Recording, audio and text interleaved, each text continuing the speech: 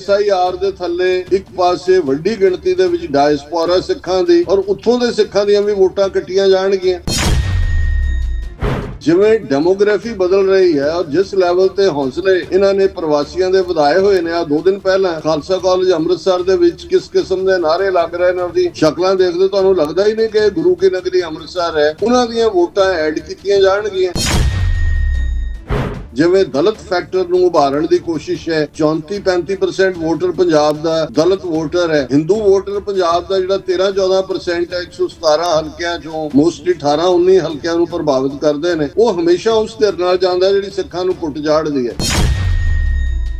ਜਦੋਂ ਅਸੀਂ ਆਜ਼ਾਦ ਖਾਲਿਸਤਾਨ ਦੀ ਜਦੋਜਹਿਦ ਦੇ ਨਾਲ ਜੁੜੇ ਹੋਏ ਹਾਂ, ਅਸੀਂ ਤਾਂ ਉਹਨਾਂ ਦੇ ਸਿਸਟਮ 'ਚ ਕੋਈ ਯਕੀਨ ਹੀ ਨਹੀਂ ਰੱਖਦੇ। ਜਾਂ ਸਾਨੂੰ ਨਹੀਂ ਹੈ ਕਿ ਅੰਮ੍ਰਿਤਪਾਲ ਸਿੰਘ ਚੀਫ ਮਿਨਿਸਟਰ ਬਣ ਜਾਏ ਜਾਂ ਸਿਮਰਨਜੀਤ ਸਿੰਘ ਮਾਨ ਬਣ ਜਾਣ ਤੇ ਸਿੱਖਾਂ ਦੇ ਮਸਲੇ ਕੋਈ ਹੱਲ ਹੋਣ, ਕੋਈ ਫਰਕ ਨਹੀਂ ਪੈਣਾ। ਲੇਕਿਨ ਇਸ ਪੀਰੀਅਡ 'ਚ ਹਿੰਦੂਤਵੀ ਤਾਕਤਾਂ ਨੂੰ ਹਰਾਣਾ, ਪੰਜਾਬ ਨੂੰ ਉਹਨਾਂ ਦੀ ਆਫ ਦਾ ਗ੍ਰਿਪ ਰੱਖਣਾ, ਇਹ ਸਾਡੇ ਸਾਹਮਣੇ ਚੈਲੰਜ ਜ਼ਰੂਰ ਹੈ। ਇਸ ਬਦਲਦੀ ਦੁਨੀਆ ਵਿੱਚ ਤੁਸੀਂ ਪਿੱਛੇ ਨਾ ਰਹਿ ਜਾਓ। ਹਰ ਘਟਨਾ ਜੋ ਤੁਹਾਡੀ ਜ਼ਿੰਦਗੀ ਤੇ ਅਸਰ ਪਾ ਰਹੀ ਹੈ, ਅਸੀਂ ਉਸ ਬਾਰੇ ਦੇਵਾਂਗੇ ਤੁਹਾਨੂੰ ਸਟੀਕ ਤੇ ਸਹੀ ਜਾਣਕਾਰੀ। ਤੁਹਾਡਾ ਆਪਣਾ ਹੱਕ ਸੱਚ ਦੀ ਆਵਾਜ਼ TV84 ਦੇ ਨਾਲ ਜੁੜਨ ਲਈ ਆਪਣਾ ਫੋਨ ਚੁੱਕੋ ਤੇ ਐਪ ਸਟੋਰ ਵਿੱਚ ਜਾ ਕੇ ਡਾਊਨਲੋਡ ਕਰੋ TV84 ਦੀ ਨਵੀਂ ਐਪ। ਇਸ ਐਪ ਤੇ ਤੁਸੀਂ ਦੇਖ ਸਕਦੇ ਹੋ 24 ਘੰਟੇ TV84 ਦਾ ਲਾਈਵ ਚੈਨਲ ਅਤੇ ਨਾਲ ਹੀ ਪੰਜ ਪੰਜਾਬ ਅਤੇ ਦੁਨੀਆ ਭਰ ਦੀਆਂ ਅਹਿਮ ਖਬਰਾਂ। ਫਿਰ ਦੇਰ ਕਿਸ ਗੱਲ ਦੀ, ਹੁਣੇ ਡਾਊਨਲੋਡ ਕਰੋ TV84 ਦੀ ਨਵੀਂ ਐਪ।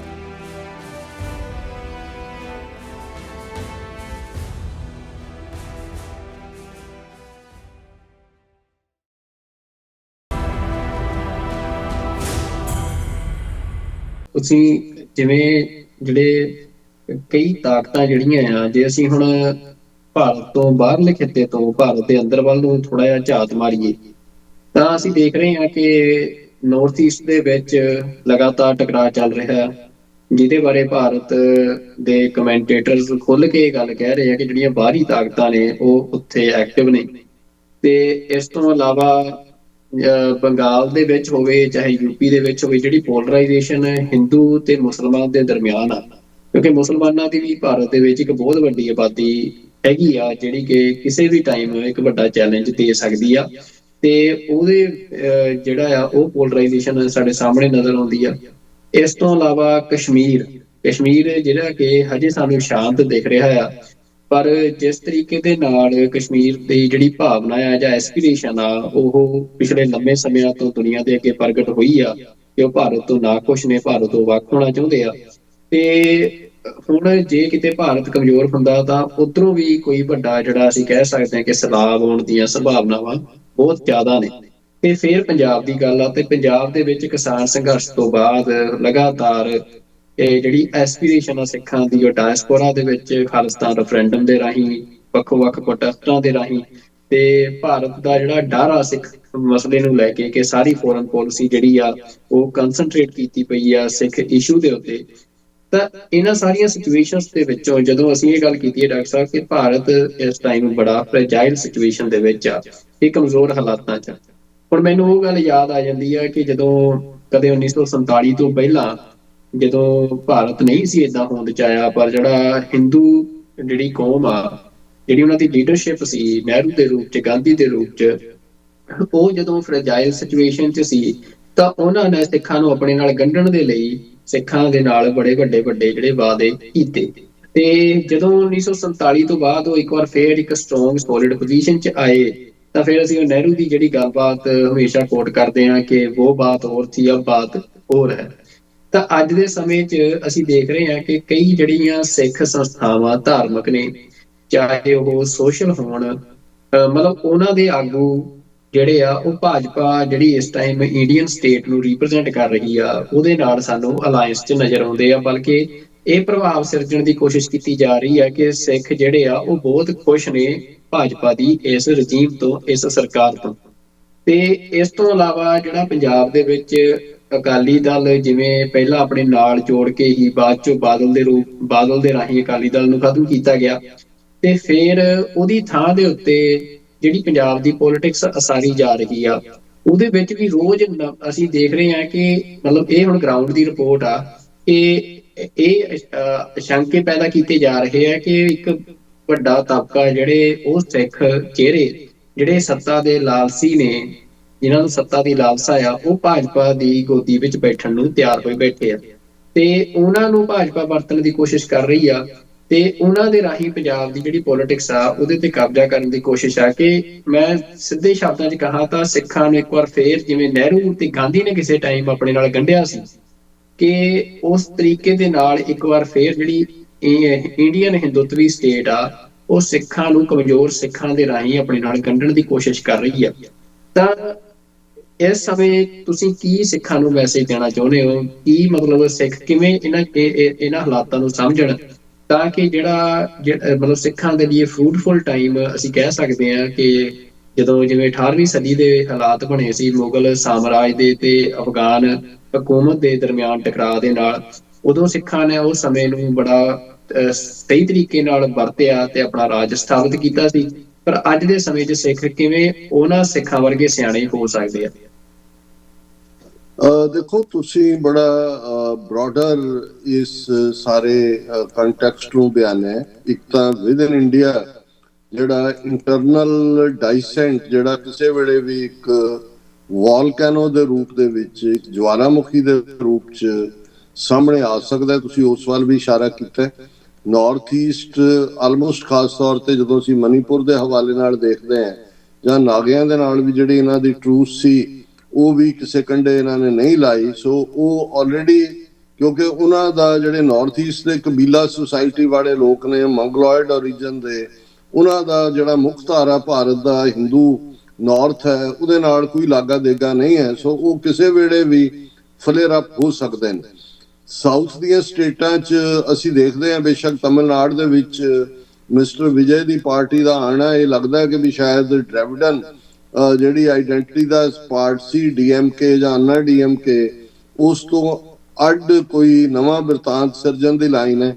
ਪਰ ਕੁੱਲ ਮਿਲਾ ਕੇ ਅਸੀਂ ਇਹ ਦੇਖਦੇ ਹਾਂ ਕਿ ਬੀਜੇਪੀ ਨੂੰ ਤਮਿਲਨਾਡੂ ਦੇ ਵਿੱਚ ਇੱਕ ਵੀ ਸੀਟ ਨਾ ਮਿਲਣਾ ਇਹ ਦੱਸਦਾ ਹੈ ਕਿ ਵੀ ਇਹਦੇ ਬਾਵਜੂਦ ਕਿ ਲੋਕ ਕਈ ਵਾਰ ਡਿਫਰੈਂਟ ਰੀਜ਼ਨਸ ਕਰਕੇ ਇਨਕੰਬੈਂਟ ਦੇ ਖਿਲਾਫ ਵੋਟ ਪਾਉਂਦੇ ਨੇ, ਪਰ ਉਹਨਾਂ ਨੇ ਅਗੇਨ ਇਹ ਜਿਹੜੀ ਸਨਾਤਨੀ ਵਿਚਾਰਧਾਰਾ ਹੈ, ਔਰ ਇਸ ਦੇ ਉੱਤੇ ਹੀ 2 ਦਿਨ ਪਹਿਲਾਂ ਮਿਸਟਰ ਸਟਾਲਿਨ ਜਿਹੜਾ ਲੀਡਰ ਆਫ ਦਾ ਆਪੋਜੀਸ਼ਨ ਹੈ ਉਹਨੇ ਪਬਲਿਕ ਸਟੇਟਮੈਂਟ ਦਿੱਤੀ ਹੈ ਕਿ ਭਾਰਤ ਨੂੰ ਜੇ ਬਚਾਉਣਾ ਤੇ ਇਹ ਸਨਾਤਨੀ ਇੰਸਟੀਟਿਊਸ਼ਨਸ ਔਰ ਸਨਾਤਨ ਨੂੰ ਡਿਸਟਰੋਏ ਕਰਨਾ ਹੋਵੇਗਾ, ਜਿਸ ਦੇ ਉੱਤੇ ਆਰਐਸਐਸ ਨੇ ਬੜੀਆਂ ਚੀਕਾਂ ਮਾਰੀਆਂ ਔਰ ਅਦਾਲਤਾਂ ਜਿਹਨੂੰ ਘੜੀਸਣ ਦੀ ਗੱਲ ਕਰ ਰਹੇ ਨੇ। ਪਰ ਇਹ ਮੈਂ ਦੱਸ ਰਿਹਾ ਵੀ ਸਾਊਥ, ਕਿਉਂਕਿ ਤਮਿਲਨਾਡੂ ਸਿਰਾ, ਭਾਵੇਂ ਆਂਧਰਾ, ਕਰਨਾਟਕਾ, ਤੇਲੰਗਾਨਾ ਜਿਹੜੀਆਂ ਨੇ, ਕੇਰਲਾ, ਇਹ ਉਹਦਾ ਹਿੱਸਾ ਨੇ, ਲੇਕਿਨ ਸਾਊਥ ਦਾ ਫੇਟ ਜੇ ਤੁਸੀਂ ਹਿਸਟਰੀ 'ਚ ਵੀ ਚੋਲਾ ਡਾਇਨੈਸਟੀਜ਼ ਦੇ ਜ਼ਮਾਨੇ ਤੋਂ ਦੇਖੋ ਤੇ ਉਹ ਤਮਿਲਨਾਡੂ ਹੀ ਡਿਸਾਈਡ ਕਰਦੇ। ਹੁਣ ਅਸੀਂ ਜੇ ਵਿਦ ਇਨ ਕਸ਼ਮੀਰ ਬਿਲਕੁਲ ਉਹਦੀ ਸ਼ਾਂਤੀ ਨੂੰ ਇਵੇਂ ਹੀ, ਇੱਕ ਐਕਸਪਰਟ ਨੇ ਕਿਹਾ ਸੀ ਕਿ ਸਾਇਲੈਂਸ ਬਿਫੋਰ ਦਾ ਸਟਾਰਮ। ਜਿਹੜੇ ਲੋਕ ਸਮੁੰਦਰਾਂ ਦੇ ਨੇੜੇ ਰਹਿੰਦੇ ਨੇ ਉਹਨਾਂ ਦਾ ਕਹਿਣਾ ਹੁੰਦਾ ਔਰ ਉਹਨਾਂ ਨੂੰ ਪਤਾ ਹੁੰਦਾ ਹੈ ਕਿ ਅਦਰਵਾਈਜ਼ ਸਮੁੰਦਰ ਦੇ ਵਿੱਚ ਲਹਿਰਾਂ ਦਾ ਉਤਾਰ ਚੜਾਵ ਹੁੰਦਾ ਰਹਿੰਦਾ ਹੈ, ਜਵਾਰ ਭਾਟਾ ਹੁੰਦਾ ਹੈ, ਪਰ ਇੱਕਦਮ ਫਿਰ ਸਾਇਲੈਂਸ ਹੋ ਜਾਂਦੀ ਹੈ। ਲੋਕਾਂ ਨੂੰ ਪਤਾ ਹੁੰਦਾ ਵੀ ਸਟਾਰਮ ਆਉਣ ਵਾਲਾ ਹੈ। ਹਾਲਾਂਕਿ ਇਹਦੇ 'ਚ ਕੋਈ ਸ਼ੱਕ ਨਹੀਂ ਹੈ ਕਿ ਜਦੋਂ ਆਰਐਸਐਸ ਦੇ ਆਈਡੀਆਲੋਗ ਜਿਹੜਾ ਮਿਸਟਰ ਦੱਤਾਤ੍ਰੇਆ ਹੈ, ਉਹਨੇ 2 ਦਿਨ ਪਹਿਲਾਂ ਐਡਵੋਕੇਸੀ ਕੀਤੀ ਕਿ ਜੀ ਪਾਕਿਸਤਾਨ ਦੇ ਨਾਲ people to people contact, diplomacy, trade ਖੋਲਿਆ ਜਾਏ, ਤੇ ਇੱਕਦਮ ਉਹਨਾਂ ਦਾ ਵੈਲਕਮ ਕਰਨ ਵਾਲਿਆਂ ਦੇ ਵਿੱਚ ਫਾਰੂਕ ਅਬਦੁੱਲਾ, ਉਮਰ ਅਬਦੁੱਲਾ ਦਾ ਪਿਓ ਹੈ, ਜਿਹਨੇ ਕਿਹਾ ਕਿ ਜੀ ਇਹ ਬਿਲਕੁਲ ਬਹੁਤ ਚੰਗੀ ਗੱਲ ਹੈ, ਇਹ ਹੋ, ਕਿਉਂਕਿ ਇਹ ਵੀ ਸਾਰੇ ਉਵੇਂ ਹੀ ਸਤਾ ਦੇ ਭੁੱਖੇ ਲੋਕ ਨੇ। ਜੋ ਰੋਲ ਸ਼ੇਖ ਅਬਦੁੱਲਾ ਨੇ ਕਸ਼ਮੀਰੀ ਲੋਕਾਂ ਦੀ ਗੁਲਾਮੀ ਭਾਰਤ ਥੱਲੇ ਕਰਨ 'ਚ ਅਦਾ ਕੀਤਾ, ਉਹੀ ਸਾਡੀ ਲੀਡਰਸ਼ਿਪ ਮਾਸਟਰ ਤਾਰਾ ਸਿੰਘ, ਬਲਦੇਵ ਸਿੰਘ ਯਾਨੀ ਕਰਤਾਰ ਸਿੰਘ ਨੇ ਕੀਤਾ। ਇਹ ਬਾਈ ਕਨਵਿਕਸ਼ਨ ਸੀ ਸੈਕੂਲਰਿਜ਼ਮ ਦੇ ਥੱਲੇ ਜਾਂ ਬਾਈ ਗਰੀਡ ਸੀ, ਦੈਟ ਮੇ ਬੀ ਡਿਬੇਟੇਬਲ, ਲੇਕਿਨ ਇਹਦੇ 'ਚ ਕੋਈ ਸ਼ੱਕ ਨਹੀਂ ਹੈ ਕਿ ਇੱਕ ਪਾਸੇ ਇਸ ਕਿਸਮ ਦੇ ਮੌਕਾ ਪ੍ਰਸਤ ਵੀ ਨੇ ਜਿਹੜੇ ਦੇਖਦੇ ਨੇ ਕਿ ਲੇਕਿਨ ਆਮ ਕਸ਼ਮੀਰੀ ਜਿਹੜਾ ਹੈ ਉਹ ਡਿਫਾਈਨਡ ਹੈ, ਉਹ ਦੁਖੀ ਹੈ, ਡੈਮੋਗ੍ਰਾਫੀ ਬਦਲੀ ਜਾ ਰਹੀ ਹੈ, ਮੁਸਾਦ ਦੇ ਫਾਰਮੂਲੇ ਉੱਤੇ ਇੰਪਲੀਮੈਂਟ ਕੀਤੇ ਜਾ ਰਹੇ ਨੇ। ਸੋ ਕਸ਼ਮੀਰ ਜਿਹੜਾ ਹੈ ਉਹ ਮੈਂ ਸਮਝਦਾ ਕਿ ਵੀ ਪ੍ਰੀਪੇਅਰਡ ਗਰਾਊਂਡ ਹੈ ਜਿੱਥੇ ਕਿਸੇ ਵੇਲੇ ਵੀ ਲੋਕ, ਔਰ ਉਹਨਾਂ ਦੀ ਜਿਹੜਾ ਪੋਪੂਲੇਸ਼ਨ ਡਾਇਮੈਂਸ਼ਨ ਹੈ ਖਾਸ ਤੌਰ ਤੇ ਵੈਲੀ ਦੇ ਵਿੱਚ ਜਿੱਥੇ 96-97% ਮੁਸਲਮਾਨ ਨੇ, ਉਹਨਾਂ ਦੇ ਲਈ ਕੋਈ ਵੀ ਜਿਹੜੀ ਤਬਦੀਲੀ ਆਲ ਆਫ ਏ ਸਡਨ ਹੋਏਗੀ ਹੁਣ ਅਸੀਂ ਗੱਲ ਆਪਣੇ ਪੰਜਾਬ ਦੀ ਕਰੀਏ, ਇਹਦੇ 'ਚ ਕੋਈ ਸ਼ੱਕ ਨਹੀਂ ਹੈ ਕਿ ਵੀ ਜੇ ਪੰਜਾਬ ਦਾ ਥੋੜਾ ਜਿਹਾ ਤੁਸੀਂ ਸਿੱਖ ਰਾਜ ਦੀ ਗੱਲ ਕੀਤੀ ਕਿ 18ਵੀਂ ਸਦੀ 'ਚ ਕਿਵੇਂ ਜਿਹੜਾ ਉਹ ਸਾਡੇ ਸਾਹਮਣੇ ਚੈਲੰਜਸ ਵੀ ਸੀ, ਹਕੂਮਤ ਦੇ ਖੜੇ ਕੀਤੇ ਹੋਏ ਉਹ ਜਿਹੜੇ ਨੇ ਉਹ ਮੀਣੇ ਹੋਣ, ਮਸੰਦ ਹੋਣ, ਧੀਰ ਮਲੀਏ, ਰਾਮ ਰਾਈਏ, ਇਹ ਗੁਰੂ ਕਾਲ ਵੇਲੇ ਸੀ। ਬਾਅਦ ਦੇ ਵਿੱਚ ਅਸੀਂ ਦੇਖਦੇ ਹਾਂ ਕਿ ਉਹਨਾਂ ਨੂੰ ਭਾਵੇਂ ਅਸੀਂ ਮਿਸਰਾਂ ਜਾਂ ਡੋਗਰਿਆਂ ਦੇ ਖਾਤੇ 'ਚ ਜ਼ਿਆਦਾ ਪਾਉਂਦੇ ਹਾਂ, ਪਰ ਰੋਲ ਕੋਈ ਬਹੁਤਿਆਂ ਦਾ ਚੰਗਾ ਨਹੀਂ ਸੀ। ਔਰ ਮੈਂ ਇਹ ਵੀ ਕਹਿਣਾ ਚਾਹੁੰਦਾ ਵੀ ਇੱਕ ਪਾਸੇ ਜਿੱਥੇ ਸਾਡੀ ਕੌਮ ਦੇ ਵਿੱਚ ਸਿਰ ਦੇਣ ਵਾਲਿਆਂ ਦੀ ਕਮੀ ਨਹੀਂ ਹੈ, ਸਰਦਾਰਾਂ ਦੀ ਕਮੀ ਨਹੀਂ ਹੈ, ਦਾਰ ਸੂਲੀ ਨੂੰ ਕਹਿੰਦੇ ਨੇ। ਉਹ ਸਾਹਿਬ ਸਰ ਕਪੂਰ ਸਿੰਘ ਨੂੰ ਸਰਦਾਰ ਨਹੀਂ ਸੀ ਕਹਿੰਦੇ, ਸਿਰਦਾਰ ਕਹਿੰਦੇ ਸੀ, ਜਿਹੜਾ ਸਿਰ ਸੂਲੀ ਤੇ ਟੰਗਣ ਨੂੰ ਤਿਆਰ। ਔਰ ਕੋਈ ਸ਼ੱਕ ਨਹੀਂ ਸਾਡਾ ਇਤਿਹਾਸ ਬੀਤੇ ਦਾ ਵੀ ਔਰ ਅੱਜ ਦੀ ਸਟਰਗਲ ਵੀ ਜਿਹੜੀ ਹੈ ਉਹ ਇਸ ਗੱਲ ਦੀ ਜਿਹੜੀ ਹੈ ਉਹ ਜਾਮਨ ਹੈ। ਲੇਕਿਨ ਇਹਦੇ 'ਚ ਵੀ ਕੋਈ ਸ਼ੱਕ ਨਹੀਂ ਹੈ ਕਿ ਬਹੁਤ ਸਸਤੇ ਵਿਕਣ ਵਾਲੇ ਧਨ ਦੇ ਲਾਲਚ ਦੇ ਵਿੱਚ, ਅਹੁਦਿਆਂ ਦੇ ਲਾਲਚ ਦੇ ਵਿੱਚ, ਔਰ ਇਹਦਾ ਇਮੀਡੀਏਟ ਜਿਹੜਾ ਇੱਕ ਇਫੈਕਟ ਅਸੀਂ ਜਦੋਂ ਲਾਰਡ ਡਲਹੌਜ਼ੀ ਜਾਂ ਲਾਰੈਂਸ ਪੀਰੀਅਡ 'ਚ 1849 ਦੀ ਸੰਧੀ ਦੇਖਦੇ ਹਾਂ, ਪਹਿਲਾਂ ਉਹਦੀ ਬਿਲਕੁਲ ਵਰਡਿੰਗ ਹੋਰ ਸੀ, ਪਰ ਜਦੋਂ ਤੁਸੀਂ ਉਹਨਾਂ ਦੀਆਂ ਖੁਫੀਆ ਰਿਪੋਰਟਾਂ ਦੇਖਦੇ ਹੋ ਤੇ ਡਲਹੌਜ਼ੀ ਨੇ ਜਾਂ ਲਾਰੈਂਸ ਨੇ ਕਿਹਾ ਕਿ ਵੀ 14 ਕੇ 15 ਜਿਹੜੇ ਪ੍ਰੋਮਿਨੈਂਟ ਸਰਦਾਰ ਸੀ ਪਹਿਲੀ ਐਂਗਲੋ ਸਿੱਖ ਵਾਰ ਦੀ ਟ੍ਰੀਟੀ ਤੋਂ ਬਾਅਦ, ਉਹਨੇ ਕਿਹਾ ਵੀ ਉਹਨਾਂ ਚੋਂ ਇੱਕ ਅੱਧੇ ਨੂੰ ਛੱਡ ਕੇ, ਸ਼ਾਇਦ ਹਰੀ ਸਿੰਘ ਨਲੂਏ ਦੇ ਫੈਮਿਲੀ ਸੀ ਜਾਂ ਸ਼ਾਮ ਸਿੰਘ ਅਟਾਰੀ ਵਾਲੇ ਦੀ ਹੋਏਗੀ, ਮੈਨੂੰ ਨਹੀਂ ਯਾਦ ਹੈ, ਬਾਕੀ ਸਾਰਿਆਂ ਨੇ ਉਸ ਦੇ ਉੱਤੇ ਇੱਕਦਮ ਦਸਤਖਤ ਕੀਤੇ। ਉਹਨਾਂ ਨੂੰ ਕਿਹਾ ਗਿਆ ਕਿ ਵੀ ਜੇ ਤੁਸੀਂ ਅਪੋਜ਼ ਨਹੀਂ ਕਰੋਗੇ ਤੇ ਜਿਹੜੀਆਂ ਤੁਹਾਡੀਆਂ ਜ਼ਗੀਰਾਂ ਨੇ ਔਰ ਜੋ ਕੁਛ ਆ ਇਵੇਂ ਹੀ ਕਾਇਮ ਰਹੇਗਾ। ਔਰ ਉਹ ਕਹਿੰਦਾ ਹੈ ਕਿ ਵੀ ਇੱਕ ਹਰਡ ਆਫ ਸ਼ੀਪ, ਇੱਕ ਭੇਡਾਂ ਦੇ ਇੱਜੜ ਦਾ ਸੌਦਾ ਕਰਦਿਆਂ ਵੀ ਜ਼ਿਆਦਾ ਵਕਤ ਲੱਗਦਾ, ਬੰਦਾ ਉਹਦਾ ਮੁੱਲ ਜਿਹੜਾ ਉਹ ਡਿਬੇਟ ਕਰਦਾ ਜਿੰਨੀ ਜਲਦੀ ਪੰਜਾਬ ਸਾਡੀ ਝੋਲੀ 'ਚ ਆ ਕੇ ਪਿਆ। ਸੋ ਮੈਂ ਇਸ ਲਈ ਕਹਿਣਾ ਚਾਹੁੰਦਾ ਕਿ ਉਹੀ ਫੇਰ ਜਿਹੜੇ ਕਿ ਆਪਣੇ ਅਹੁਦੇ ਬਚਾਉਣ ਲਈ ਅੰਗਰੇਜ਼ਾਂ ਦੇ ਸਾਹਮਣੇ ਝੁੱਕ ਕੇ ਉਹਨਾਂ ਨੇ ਸਿੱਖ ਰਾਜ ਤਬਾਹ ਕਰਨਾ ਮੰਨ ਲਿਆ ਸੀ, ਉਹੀ ਅੰਗਰੇਜ਼ਾਂ ਦੇ ਟੋਡੀ ਬਣੇ। ਰਾਏ ਬਹਾਦਰ, ਸਰਦਾਰ ਬਹਾਦਰ, ਖਾਨ ਬਹਾਦਰ, ਹਿੰਦੂਆਂ ਮੁਸਲਮਾਨਾਂ 'ਚ ਵੀ ਇਸ ਕਿਸਮ ਦੇ ਲੋਕ ਲੱਭੇ। ਔਰ ਬ੍ਰਿਟਿਸ਼ ਪੀਰੀਅਡ ਦੇ ਵਿੱਚ ਵੀ ਤੁਸੀਂ ਜਿਨ੍ਹਾਂ ਇਲਾਕਿਆਂ 'ਚ ਵੀ ਪੰਜਾਬ ਦੇ ਦੇਖੋਗੇ, ਕਿਤੇ ਜ਼ੈਲਦਾਰ ਸਿਸਟਮ, ਕਿਤੇ ਕੋਈ ਹੋਰ ਸਿਸਟਮ ਹੈ, ਇਸ ਕਿਸਮ ਦਾ ਕੰਮ ਕਰਦੇ ਰਹੇ। ਹੁਣ ਹਾਲਾਤ ਇਹ ਨੇ ਕਿ ਇਹਦੇ 'ਚ ਕੋਈ ਸ਼ੱਕ ਨਹੀਂ ਹੈ ਕਿ ਚਾਣਕਿਆ, ਜਿਸ ਦਾ ਜ਼ਿਕਰ ਅਕਸਰ ਅਸੀਂ ਕਰਦੇ ਹਾਂ, ਤੇ ਜਦੋਂ ਪ੍ਰਿਯੰਕਾ ਗਾਂਧੀ ਨੇ ਪਾਰਲੀਮੈਂਟ 'ਚ ਕਿਹਾ ਅਮਿਤ ਸ਼ਾਹ ਨੂੰ ਐਡਰੈਸ ਕਰਦੇ ਆ ਕਿ ਵੀ ਤੁਸੀਂ ਤਾਂ ਜਿਹੜਾ ਹੈ ਉਹ ਚਾਣਕਿਆ ਨੂੰ ਵੀ ਮਾਤ ਦੇ ਦਿੱਤੀ ਹੈ, ਤੁਸੀਂ ਮਾਡਰਨ ਚਾਣਕਿਆ ਹੋ। ਤੇ ਉਹਦਾ ਚਿਹਰਾ, ਕਿਉਂਕਿ ਮੈਂ ਉਸ ਕਲਿੱਪ ਨੂੰ ਦੇਖਿਆ ਤੇ ਮੈਂ ਇਹ ਦੇਖ ਸਕਦਾ ਸੀ ਕਿ ਉਹ ਹੀ ਵਾਸ ਬੀਮਿੰਗ ਵਿਦ ਜੋਏ। ਕੋਈ ਸ਼ੱਕ ਨਹੀਂ ਹੈ ਕਿ ਉਹ ਅਮਿਤ ਸ਼ਾਹ ਜਿਹਨੇ ਪੰਜਾਬ ਬਾਰੇ 2 ਵਾਰ ਉਹਨੇ ਡਿਫਰੈਂਟ ਕਮੈਂਟਸ ਕੀਤੇ ਪਾਰਲੀਮੈਂਟ 'ਚ ਖਲੋ ਕੇ ਵੀ, ਇੱਕ ਅੰਮ੍ਰਿਤਪਾਲ ਸਿੰਘ ਦੇ ਹਵਾਲੇ ਨਾਲ ਕਿ ਭਾਈ भिंडरा वाले बनना चाहता था, अब वो डिब्रूगढ़ में बैठा पाठ कर रहा है। ਇਹ ਉਹਦੀ ਕੰਟੈਂਪਟ ਵੀ ਸ਼ੋ ਕਰਦਾ ਹੈ ਕਿ ਬਈ ਅਸੀਂ ਸਿੱਖਾਂ ਨੂੰ ਖੁੰਝੇ ਲਾਇਆ ਜਾਂ ਉਹਨਾਂ ਨੂੰ ਉਸ ਤੇ ਲਾਇਆ। दूसरा ਜਦੋਂ ਇਹ ਕਹਿੰਦਾ ਹੈ ਕਿ ਜੀ इस सृष्टि को बनाने वाला ब्रह्मा भी नहीं जानता कि पंजाब में क्या होने वाला है। ਇਸ ਤੋਂ ਅਸੀਂ ਅੰਦਾਜ਼ਾ ਲਾ ਸਕਦੇ ਹਾਂ ਕਿ ਉਹਨਾਂ ਨੇ ਜਿਹੜੀ ਵਿਸਾਤ ਵਿਛਾਈ ਹੈ ਜਾਂ ਜਿਸ ਲੈਵਲ ਦੇ ਉੱਤੇ, ਉਹਦੇ 'ਚ ਅਸੀਂ ਜ਼ਿਕਰ ਕਰਾਂਗੇ ਕਿ ਕਾਫੀ ਹੱਦ ਤੱਕ ਉਹ ਵੈਸਟ ਬੰਗਾਲ ਦਾ ਮਾਡਲ ਫੋਲੋ ਕਰਨਗੇ। SIR ਪੰਜਾਬ ਦੇ ਵਿੱਚ ਸ਼ੁਰੂ ਹੋਣ ਦੀਆਂ ਡੇਟਾਂ ਆ ਗਈਆਂ ਨੇ, 4 ਹਫ਼ਤੇ ਦੇ ਵਿੱਚ ਵਿੰਡੋ ਹੈ। ਉਹਦੇ 'ਚ ਕੀ ਹੋਏਗਾ, ਕਿਉਂਕਿ ਜਿਹੜਾ ਸਭ ਤੋਂ ਵੱਡਾ ਕ੍ਰਿਟਿਕ ਹੈ ਹਿੰਦੂਤਵਾਦੀ ਆਈਡੀਓਲੋਜੀ ਦਾ ਜਾਂ ਪੰਜਾਬ ਦੇ, ਉਹ ਡਾਇਸਪੋਰਾ ਸਿੱਖ ਹੈ।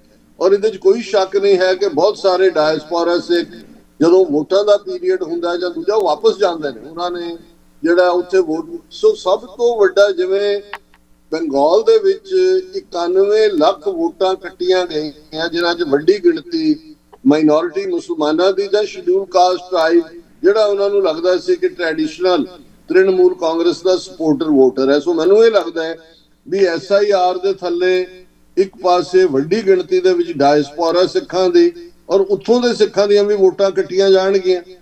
ਜਿਵੇਂ ਡੈਮੋਗ੍ਰਾਫੀ ਬਦਲ ਰਹੀ ਹੈ ਔਰ ਜਿਸ ਲੈਵਲ ਤੇ ਹੌਸਲੇ ਇਹਨਾਂ ਨੇ ਪ੍ਰਵਾਸੀਆਂ ਦੇ ਵਧਾਏ ਹੋਏ ਨੇ। ਆ 2 ਦਿਨ ਪਹਿਲਾਂ ਖਾਲਸਾ ਕਾਲਜ ਅੰਮ੍ਰਿਤਸਰ ਦੇ ਵਿੱਚ ਕਿਸ ਕਿਸਮ ਦੇ ਨਾਰੇ ਲੱਗ ਰਹੇ ਨੇ, ਔਰ ਤੁਸੀਂ ਸ਼ਕਲਾਂ ਦੇਖਦੇ ਤੁਹਾਨੂੰ ਲੱਗਦਾ ਹੀ ਨਹੀਂ ਕਿ ਗੁਰੂ ਕੀ ਨਗਰੀ ਅੰਮ੍ਰਿਤਸਰ ਹੈ, ਤੁਹਾਨੂੰ ਲੱਗਦਾ ਹੈ ਵੀ ਇਹ ਤਾਂ ਭੋਜਪੁਰ ਔਰ ਉਹਨਾਂ ਦੀ ਬੈਲਟ ਦੇ ਵਿੱਚ ਐਸਾ ਹੋ ਰਿਹਾ। ਉਹਨਾਂ ਦੀਆਂ ਵੋਟਾਂ ਐਡ ਕੀਤੀਆਂ ਜਾਣਗੀਆਂ ਔਰ ਉਹਨਾਂ ਨੇ ਕੈਲਕੂਲੇਟ ਕੀਤਾ ਹੈ ਕਿ ਪੰਜਾਬ ਦੀ ਡੈਮੋਗ੍ਰਾਫੀ ਦੇ ਵਿੱਚ ਇੱਕ ਪਾਰਟ ਕਿਸਾਨ ਮੂਵਮੈਂਟ ਤੋਂ ਬਾਅਦ ਉਹ ਇਸ ਨਤੀਜੇ ਤੇ ਪਹੁੰਚੇ ਸੀ ਕਿ ਜਿਹੜਾ ਜ਼ਿਮੀਦਾਰ ਹੈ ਉਹ ਕੋਰ ਹੈ ਸਿੱਖ ਥਾਟ ਦਾ ਵੀ, ਉਹ ਕੋਰ ਹੈ ਡਿਫਾਈਂਸ ਦਾ ਵੀ, ਉਹ ਕੋਰ ਹੈ ਬੀਜੇਪੀ ਨੂੰ ਨਕਾਰਨ ਦਾ ਵੀ।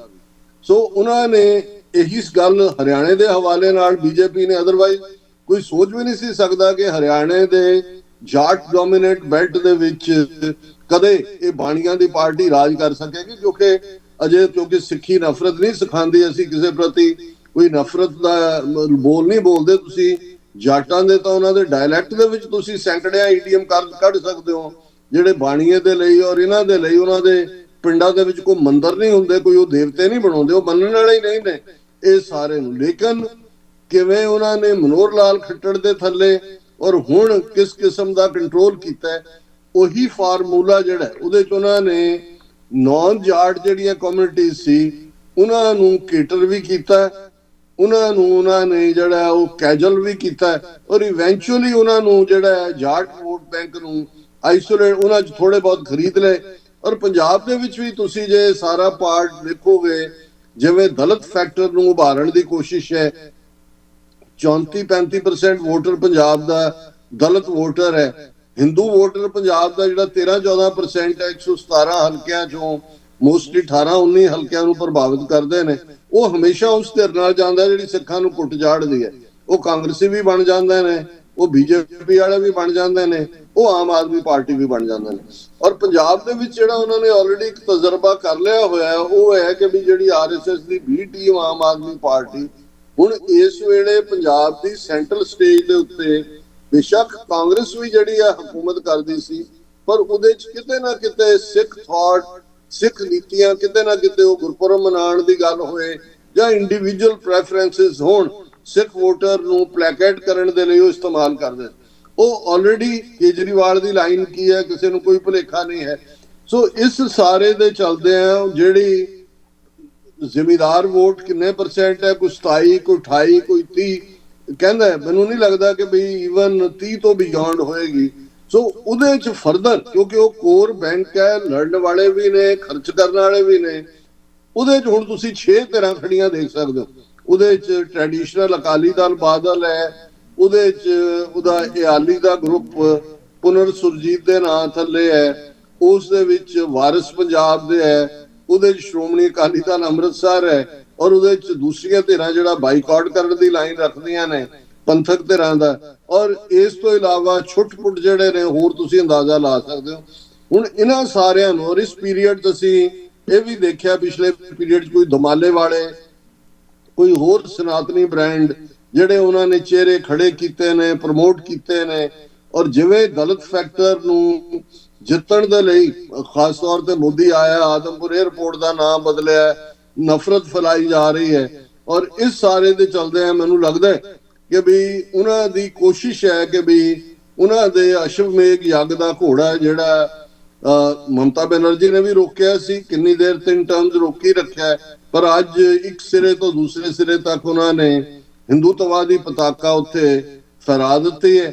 ਪੰਜਾਬ ਇੱਕ ਵੱਡਾ ਉਹਨਾਂ ਲਈ ਟੈਸਟ ਵੀ ਹੋਏਗਾ, ਸਾਡੇ ਲਈ ਵੀ। ਸਾਡੀ ਹੋਂਦ ਦੀ ਲੜਾਈ ਹੈ, ਕਿਉਂਕਿ ਮੁੱਢਲੇ ਤੌਰ ਇਹ ਠੀਕ ਹੈ ਵੀ ਸਾਨੂੰ ਜਦੋਂ ਅਸੀਂ ਆਜ਼ਾਦ ਖਾਲਿਸਤਾਨ ਦੀ ਜਦੋਜਹਿਦ ਦੇ ਨਾਲ ਜੁੜੇ ਹੋਏ ਹਾਂ, ਅਸੀਂ ਤਾਂ ਉਹਨਾਂ ਦੇ ਸਿਸਟਮ 'ਚ ਕੋਈ ਯਕੀਨ ਹੀ ਨਹੀਂ ਰੱਖਦੇ। ਜਾਂ ਸਾਨੂੰ ਨਹੀਂ ਹੈ ਕਿ ਅੰਮ੍ਰਿਤਪਾਲ ਸਿੰਘ ਚੀਫ ਮਿਨਿਸਟਰ ਬਣ ਜਾਏ ਜਾਂ ਸਿਮਰਨਜੀਤ ਸਿੰਘ ਮਾਨ ਬਣ ਜਾਣ ਤੇ ਸਿੱਖਾਂ ਦੇ ਮਸਲੇ ਕੋਈ ਹੱਲ ਹੋਣ, ਕੋਈ ਫਰਕ ਨਹੀਂ ਪੈਣਾ।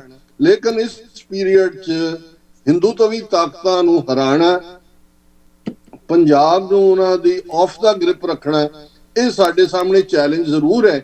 ਔਰ ਮੈਂ ਸਮਝਦਾ ਵੀ ਜਿਹੜੀ ਸਾਡੀ ਸਪਿਰਿਟ ਹੈ ਪੰਜਾਬ ਦੇ ਵਿੱਚ, ਗੁਰੂਆਂ ਦੀ ਧਰਤੀ ਦੇ ਉੱਤੇ, ਵਕਤੀ ਤੌਰ ਤੇ ਜੇ ਕੋਈ ਖੇਲਾ ਕਰ ਵੀ ਦੇਣ, ਪਰ ਅਲਟੀਮੇਟਲੀ ਜਿਵੇਂ ਸ਼ਾਹ ਮੁਹੰਮਦ ਨੇ ਕਿਹਾ ਸੀ ਕਿ ਵੀ ਸ਼ਾਹ ਮੁਹੰਮਦਾ ਗੱਲ ਤਾਂ ਸੋਈ ਹੋਣੀ ਜਿਹੜੀ ਕਰੇਗਾ ਖਾਲਸਾ ਪੰਥ ਮੀਆਂ। ਅਲਟੀਮੇਟਲੀ ਖਾਲਸਾ ਹੀ ਪ੍ਰਵੇਲ ਕਰੇਗਾ। ਵਕਤੀ ਤੌਰ ਤੇ ਕੋਈ ਝਟਕਾ ਲੱਗ ਜਾਏ, ਇਸ ਲਈ ਸਾਨੂੰ ਤਿਆਰ ਵੀ ਰਹਿਣਾ ਚਾਹੀਦਾ। ਬਿਲਕੁਲ ਡਾਕਟਰ ਸਾਹਿਬ, ਅੱਜ ਦੇ ਜਿਹੜੀ ਗੱਲਬਾਤ ਆ ਉਹਦੇ ਚ ਫਿਲਹਾਲ ਇੰਨਾ ਹੀ ਕਿ ਜਿਹੜੇ ਸਵਾਲ ਸੀ ਸਾਰੇ ਖਾਸ ਤੌਰ ਤੇ ਜੀਓ ਪੋਲੀਟੀਕਲ ਜਿਹੜੀਆਂ ਤਬਦੀਲੀਆਂ ਹੋ ਰਹੀਆਂ ਨੇ ਤੇ ਉਹਨਾਂ ਦਾ ਅਸਰ ਕਿਵੇਂ ਭਾਰਤ ਤੇ ਪੰਜਾਬ ਦੇ ਵਿੱਚ, ਭਾਰਤ ਦੀ ਜਿਹੜੀ ਸਟੇਟ ਆ ਉਹ ਕੀ ਅਪਰੋਚ ਲੈ ਰਹੀ ਆ। ਤੁਸੀਂ ਜਿਵੇਂ ਗੱਲ ਕਹੀ ਆ ਕਿ ਸਿਆਸਤ ਦੇ ਵਿੱਚ ਜਿੱਥੇ ਸਿੱਖ ਪਿਛਲੇ ਲੰਮੇ ਸਮੇਂ ਤੋਂ ਆਪਣੀ ਹੋਂਦ ਹਸਤੀ ਦੇ ਲਈ ਲੜ ਰਹੇ ਆ। ਪਰ ਉੱਥੇ ਇਹ ਵੀ ਗੱਲ ਤੈਅ ਆ ਕਿ ਜਿਹੜੀ ਅਮਿਤ ਸ਼ਾਹ ਬਾਰੇ ਪ੍ਰਿਯੰਕਾ ਗਾਂਧੀ ਨੇ ਕਹੀ ਆ ਕਿ ਉਹ ਬੜਾ ਤੇਜ਼ ਦਿਮਾਗ, ਬੜਾ ਸ਼ਾਤਰ, ਜਿਹੜਾ ਚਾਣਕਿਆ ਦੀ ਨੀਤੀ ਦੇ ਮੁਤਾਬਕ ਕੰਮ ਕਰਨ ਵਾਲਾ, ਤੇ ਉਹਨਾਂ ਦੇ ਵੱਲੋਂ ਜਿਹੜੀ ਇੱਕ ਅਸੀਂ ਕਹਿ ਸਕਦੇ ਹਾਂ ਕਿ ਇੱਕ ਜਿਹੜਾ ਪਲਾਨ ਪੰਜਾਬ ਦੇ ਲਈ ਬਣਾਇਆ ਗਿਆ ਹੈ, ਜਿਹਦੇ ਤੇ ਉਹ ਆਪਣੇ ਰਿਸੋਰਸਿਸ ਦੇ ਨਾਲ ਕੰਮ ਕਰ ਰਹੇ ਆ, ਤਾਂ ਉਹਦੇ 'ਚ ਸਿੱਖਾਂ ਦੇ ਲਈ ਹੁਣ ਇਹ ਬੜੀ ਸਮਝਣ ਵਾਲੀ ਗੱਲ ਆ, ਚਾਹੇ ਉਹ ਵਿਦੇਸ਼ਾਂ 'ਚ ਬੈਠੇ ਆ, ਚਾਹੇ ਉਹ ਪੰਜਾਬ 'ਚ ਬੈਠੇ ਆ, ਕਿ ਸੰਘਰਸ਼ ਦੇ ਵਿੱਚ ਉੱਤੇ ਥੱਲੇ ਜਿਹੜੀਆਂ ਧਿਰਾਂ ਲੜਨ ਵਾਲੀਆਂ ਹੁੰਦੀਆਂ ਨੇ, ਪਹਿਲਵਾਨ ਹੁੰਦੇ ਆ, ਉਹ ਹੁੰਦੇ ਰਹਿੰਦੇ ਆ, ਪਰ ਸੰਘਰਸ਼ ਨੂੰ ਜਾਰੀ ਰੱਖਣਾ।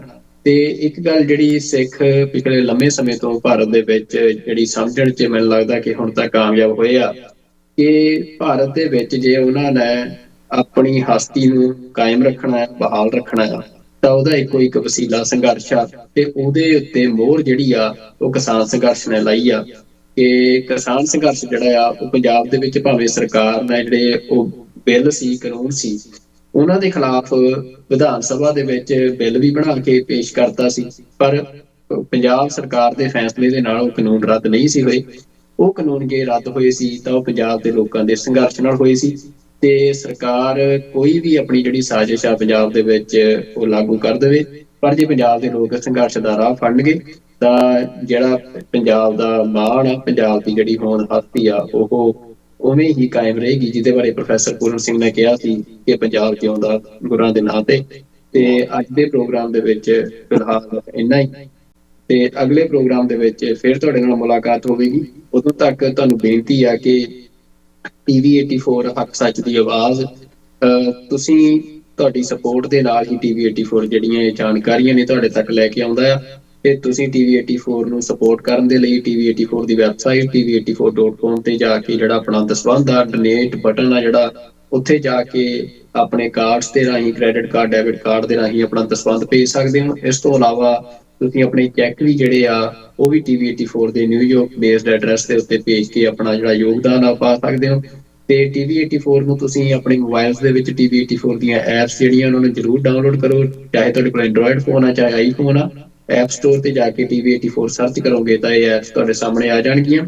ਤੇ ਇਸ ਤੋਂ ਇਲਾਵਾ TV 84 ਦੇ YouTube ਅਕਾਊਂਟਸ ਜਿਹੜੇ ਆ, ਜਾਂ Facebook ਅਕਾਊਂਟਸ ਆ, Instagram ਅਕਾਊਂਟਸ ਆ, ਉਹਨਾਂ ਨੂੰ ਫੋਲੋ ਕਰੋ ਤਾਂ ਕਿ ਜਿਹੜੀ ਵੱਖੋ ਵੱਖ ਜਾਣਕਾਰੀ ਆ ਜਿਹੜੀ ਕਿ ਪੰਥਕ ਨਜ਼ਰੀਏ ਤੋਂ ਤੁਹਾਡੇ ਤੱਕ ਪਹੁੰਚਦੀ ਰਹੇ। ਤੇ ਅੱਜ ਦੇ ਪ੍ਰੋਗਰਾਮ ਦੇ ਵਿੱਚ ਸਾਡੇ ਨਾਲ ਜੁੜਨ ਲਈ ਤੁਹਾਡਾ ਧੰਨਵਾਦ। ਡਾਕਟਰ ਸਾਹਿਬ ਤੁਹਾਡਾ ਵੀ ਧੰਨਵਾਦ ਜੀ। ਅਗਲੇ ਪ੍ਰੋਗਰਾਮ ਦੇ ਵਿੱਚ ਫੇਰ ਮੁਲਾਕਾਤ ਹੋਵੇਗੀ। ਉਦੋਂ ਤੱਕ ਰੱਬ ਰਾਖਾ ਜੀ। ਵਾਹਿਗੁਰੂ ਜੀ ਕਾ ਖਾਲਸਾ, ਵਾਹਿਗੁਰੂ ਜੀ ਕੀ ਫਤਿਹ।